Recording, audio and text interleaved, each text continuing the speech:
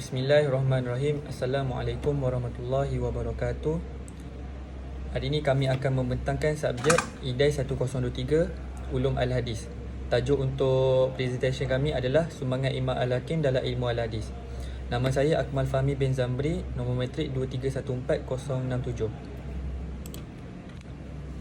Latar belakang Imam Al-Hakim. Beliau ialah Al-Hafiz Al-Kabil Al-Syekh Al-Ali Hadis di zamannya. Namanya Abu Abdullah Muhammad bin Abdullah bin Muhammad bin Hamduah bin Nu'am Al-Dab Al-Nasaiburi, dikenali dengan Ibnu Al-Bayd.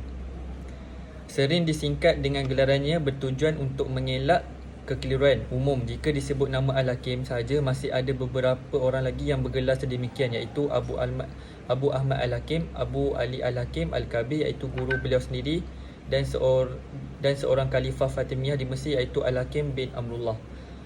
Telah berkata Al-Saman di dalam Al-Nasab, lafaz Al-Bayi, iaitu orang yang dilantik sebagai ejen perantara, orang tengah dalam transaksi di antara penjual dan pembeli rumah. Nasabu adalah gelaran yang dinisbahkan kepadanya dan tempat kelahirannya. Ia adalah sebuah kota besar di Parsi, yang juga merupakan tempat lahir ramai para ulama'.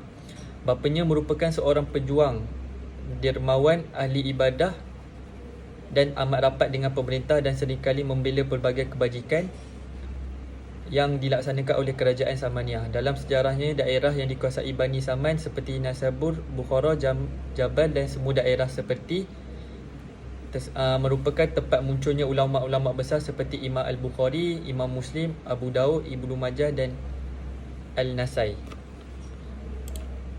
Seterusnya, pujian terhadap ulama' beliau. Imam Al-Zahabi telah berkata, Imam Al-Hafiz Al-Nakib pengkritik Al-Syamah Syekh kepada sekalian muhadis, dan beliau merupakan seorang yang thiqah hujah. Yang kedua, Imam Ibn Katsir juga berkata, dia merupakan salah seorang daripada orang yang kuat agamanya, amanah, sentiasa menjaga agama ini daripada penyelewengan, kuat hafalannya dan warak.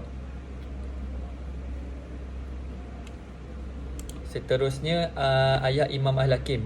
Ayah Imam Al-Hakim bernama Abdullah bin Hamad bin Hamdun.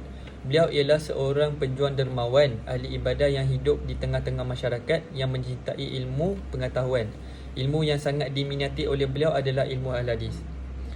Oleh kerana kecintaannya yang tinggi kepada ilmu Al-Hadis, beliau berguru dengan Imam Muslim, bahkan sempat meriwayatkan hadis dari Imam Ibn Khuzaimah.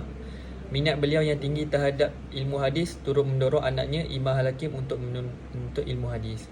Seterusnya saya serahkan kepada kawan saya. Assalamualaikum warahmatullahi taala wabarakatuh. Nama saya Syahir Misbahuddin bin Muhammad Syahrir, nombor matrik 2314063. Baik, tajuk yang seterusnya ialah kelahiran dan kewafatannya. Kelahiran dan kewafatannya, beliau telah dilahirkan pada hari Isnin 3 Rabiul Awal tahun 321 Hijrah di Naisabur, manakala Al-Hakim telah wafat pada bulan Safar pada tahun 405 Hijrah. Baik, jadi apa yang saya nak terangkan di sini ialah beliau mati secara mengejut ketika Al-Hakim keluar dari bilik air selepas mandi dan mengadu lalu jatuh terkulai dan meninggal dunia. Pada ketika itu beliau hanya memakai kain sahaja, tanpa sempat memakai baju. Jenazahnya telah disembahyangkan oleh Al-Hafiz Al-Qadi Abu Bakar Al-Hairi. Jenazahnya dikemumikan selepas waktu asar pada hari Rabu. Tajuk yang seterusnya ialah nama-nama kitab Imam Al-Hakim. Baik, di sini kami hanya dapat 6 sahaja kitab. Baik, jadi kitab yang pertama ialah Tarikh Al-Naisabur, yang kedua ialah Takhrij ala Sahihain, yang ketiga ialah Al-I'lan, yang keempat ialah Al-Mustadrak ala Sahihain, yang kelima ialah Al-Iklil, yang keenam ialah Ma'rifah Ulumul Hadis. Kesimpulannya ialah Al-Hakim Al-Naisaburi merupakan salah seorang ahli hadis yang hidup pada abad yang keempat. Pada tahun hijrah pada masa pemerintahan Samaniyah. Untuk lebih jelasnya, komentar Al-Zahabi boleh dilihat dalam catatan kaki kitab Al-Mustadrak Intelektual. Itu ikut memicu Al-Hakim untuk menyusun berbagai karya dalam kajian hadis.